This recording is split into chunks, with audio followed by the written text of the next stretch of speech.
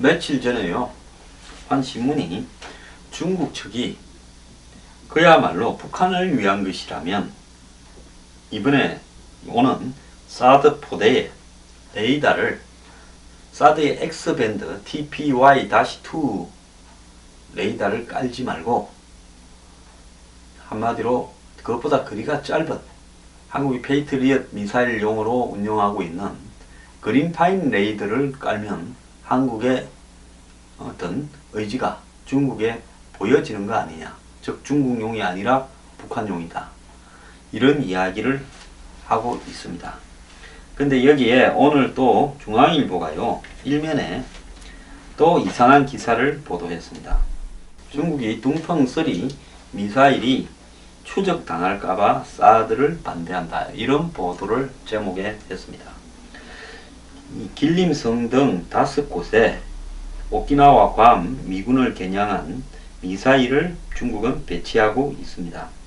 동북부 5지역에 배치하고 있는데요. 그 배치하고 있는 지역들 중에 보면 장자크, 웨이팡, 탕산, 그 다음에 등샤허, 그 다음에 통화, 이 5곳에 이걸 미사일을 배치하고 있는데요.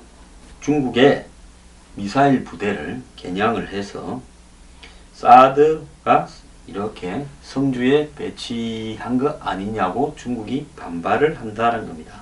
이 미사일들은 사거리가 3000km에 달해서요, 이 지금 태평양 지역의 미군의 첨단 기지인, 첨단 전진 기지인 오키나와와 괌이 그 사정권에 충분히 들어간다는 거죠.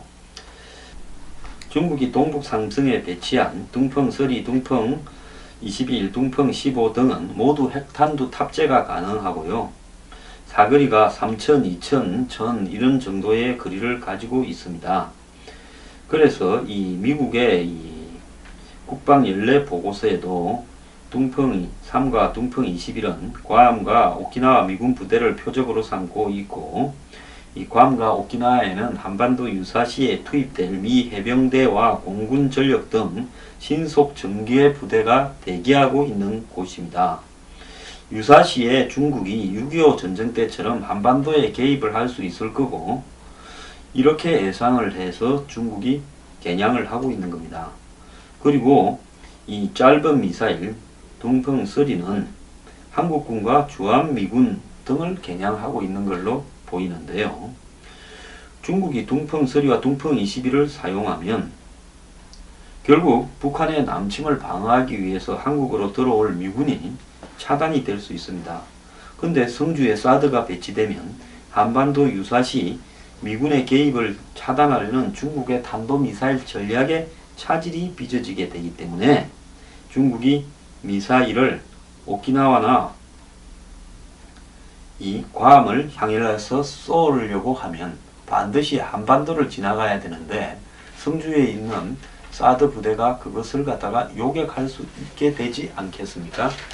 자, 이 말을 그대로 믿어서 보자면 어떤 일이 벌어집니까?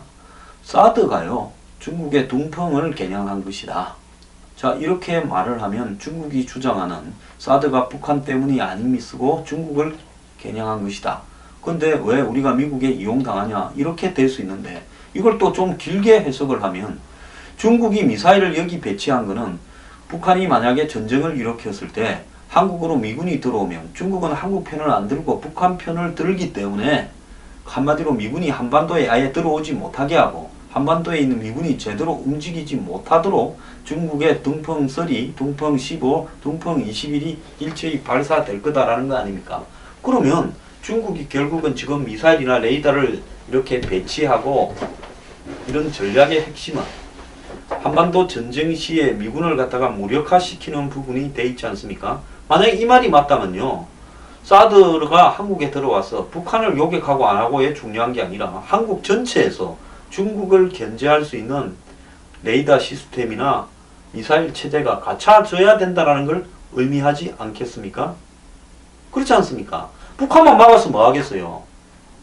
북한이 전쟁을 일으켰을 때 우리가 우리 힘으로 카바를 못하니까 미군이 와야 되는데 중국이 미군들을 겨냥해서 다 전략적으로 이 중국 동북 삼성의 5곳의 기지에 둥펑 미사일이라는 중장거리 미사일들을 배치하고 있지 않습니까? 그렇다면 우리는 어떻게 해야 되겠습니까? 중국의 이런 미사일 기지들에서 날라오는 미사일을 우리가 당연히 요격을 해야 한반도 유사시에 미군이 안전하게 한국에 상륙할 수 있죠. 그렇다면 좀 더 확대 해석을 해서 중국을 겨냥해서 미사일을 탐지하면 뭐가 문제가 되는 것입니까? 자, 오키나와를 향한 중국의 미사일은 전부 한반도 상공을 지나야 된다는데요. 이를 탐지 추적할 수 있는 게 사드 레이더고, 괌으로 날아가는 중국의 미사일도 발사 위치에 따라서 한국의 사드 레이더의 탐지 거리를 벗어날 수 있지만은 타격 대상이 한반도 남쪽으로 한정되는 둥펑 15는 성주에 배치될 사드 레이더가 자동적으로 탐지 요격을 할 수 있다는 겁니다. 그러면 진작에 사드 레이더를 정부도 배치를 해서 한반도 유사시에 한마디로 이 남쪽으로 지금 미군 지원 부대가 들어올 거 아닙니까? 오키나와 등에서요.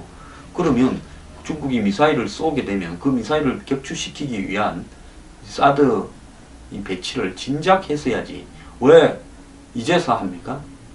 자, 지금 중국의 전략은 유사시에 한반도에 미군이 못 들어오겠다는 거면 우리의 전략은 뭐 해야 됩니까? 중국 너가 북한하고 한편이네? 그렇다면 우리도 너네들이 미사일을 갖다가 쏘는 부분을 격추시키는 시스템을 갖다 놓겠다. 우리가 그나마 너네들한테 미사일을 겨냥 안 하는 것도 다행으로 알아라. 이렇게 말해야 정상 아닙니까? 자, 중국의 탄도미사일 부대는 3개 권역에 걸쳐서 20개에 달하는데요. 3분의 1은 한반도와 가까운 동북부에 배치되어 있고 3분의 1은 몽골 이남 중앙 지역에 배치되어서 러시아하고 미국을 견제하고 있습니다.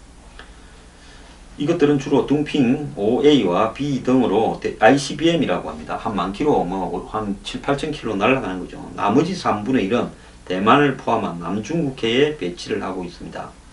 미국과 러시아를 향하는 ICBM이나 남중국해에 배치한 미사일은 상주 레이더로서는 탐지거리 바뀌고요.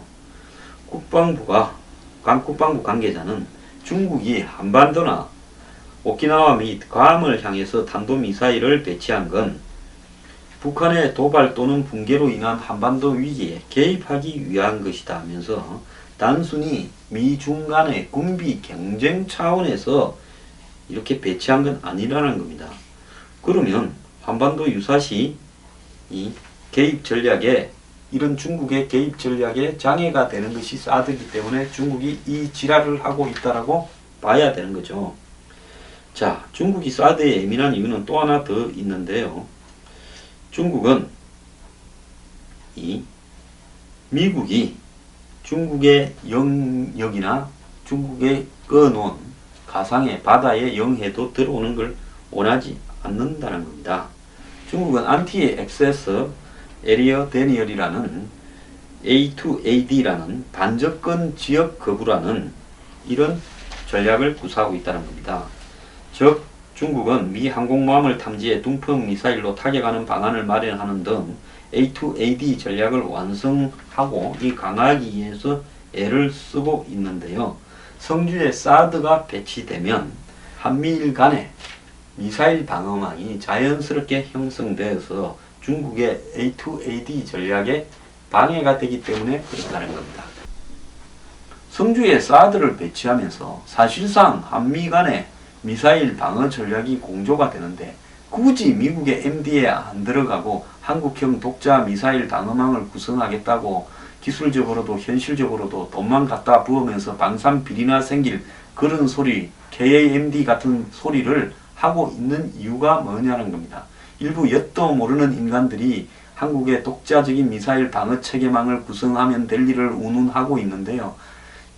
지금 중국과 북한 간에는 국가라는 개념이 없이 한마디로 미국을, 일본을, 한국을 겨냥해서 이 지역적인 방어망을 공동으로 구축하고 있는데 한국은 어떻게 해서 미국과 일본이 들어오라는 지역 공동 방어망을 사드를 배치하면서까지도 애써 아니라고 부인하면서 기술적으로나 현실적으로 불가능하고 실효성도 없는 KAMD 이야기를 아직도 하고 있는 겁니까?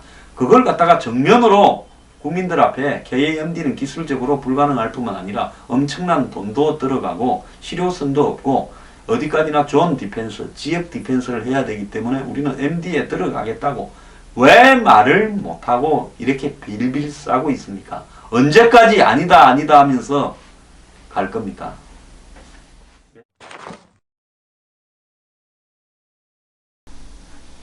오늘 한국 경제의 정규재 주필이요.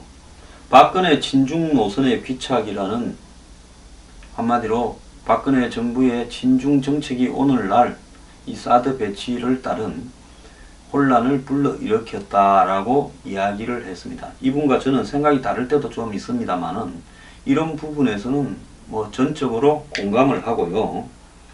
전성절 참석 등 이딴 오판으로 한반도 비핵화를 북핵으로 오역해온 외교적 미숙이 이 사태의 본질이다. 근육질을 자랑하고픈 성장기 콤플렉스가 중국의 꿈이다. 국내 친중파도 이 국제사회의 보편적인 가치를 재인식하는 계기로 삼아야 된다. 이렇게 이야기를 했습니다. 자, 박근혜 정부의 친중 노선은 당혹스러운 일이었다. 이어지는 오판이 한둘이 아니었다. TPP를 회피한 채 FTA, 한중 FTA로 바로 갔고 본문 합의도 없다고 의심받는 상태에서 한중 FTA를 급히 체결하고 미국의 반대를 무릅쓰고 일본이 주도하는 미국이 구원하는 아시아개발은행에 대응하는 중국의 AIIB 지지를 선언했고 중국 전성절 행사에 대통령이 참석하는 등 크고 작은 실수를 했고 김장수 국방부 장관 청와대 안보실장을 중국 대사에 임명하는 등 여러가지 패착이 많았다라는 겁니다. 한미 간의 군사 기밀을 많이 알고 있는 사람을 중국의 대사로 보내는 것은 전례가 없는 일이고 미국도 깜짝 놀랐다고 한답니다. 자, 이 사이에 미국이나 일본 같은 우방과의 사이는 중국의 거리보다도 훨씬 더 벌어졌다라는 건데요. 2015년 11월 2일 3년 6개월 만에 정상회담이 열릴 때까지 일본은 한국을 아예 적대국이라고 할 정도였다는 겁니다. 시진핑을 6차례 만날 동안에 일본은 한 번만 만났습니다. 한일 관계는 이 한마디로 한국의 종북 좌파가 쳐놓은 위안부라는 덫에 걸려서 그야말로 한 발자국도 못 나가고 후퇴를 했습니다. 한미일 삼각동맹은 아예 한국이 빠지고 미일 호주로 대체하자라는 주장이 미국과 일본에서 나왔고 시진핑은 한중 정상회담에서 대놓고 그리고 실로 황당한 임진회담 당시에 한중 동맹을 이야기했습니다. 즉 명나라가 한국 도와줬다 소리를 했죠. 그 이후에 중국이 6.25 때 불과 60년 전에 쳐들어와서 싸웠던 이야기는 안 했습니다. 외교부의 윤병세는 시진핑의 이 발언을 사전에 저지했어야 마땅했는데 그는 대중 외교가 지금처럼 좋았던 적이 없다고 했고요. 자, 이제서 이제 박근혜 대통령이 중국의 태도가 본말 정도라고 이야기를 하고 있습니다. 자, 중국은 언제나 한반도 비핵화를 입으로만 말해왔을 뿐 북한의 핵의 위험성을 이렇게 언급한 적이 없는데도 한국은 중국의 한반도 비핵화가 북한의 핵을 말한다고 착각을 해왔습니다. 자, 대통령의 인식과 중국의 속셈은 완전히 달랐는데 한반도 비핵화를 한국은 자의적으로 북핵 폐기라고 이렇게 잘못 해석을 해왔다는 거죠. 제가 항상 이야기하듯이 정규재 주필도 똑같이 생각을 하는 것 같습니다. 중국이 북한의 뒷배를 봐주는 것은 중국의 세계관이 만들어내는 사활의 이해관계가 있기 때문입니다. 자, 중국은 과거에 속국으로 한국을 대하던 이런 시각에서 아직 못 벗어나고 있다는 겁니다. 중국이 두만강에 공격용 미사일을 배치하면서 한 번도 한국에 설명한 적이 없는 것도 속국에 우리가 이런 걸 왜 설명해 주냐는 거죠. 자, 박근혜 대통령이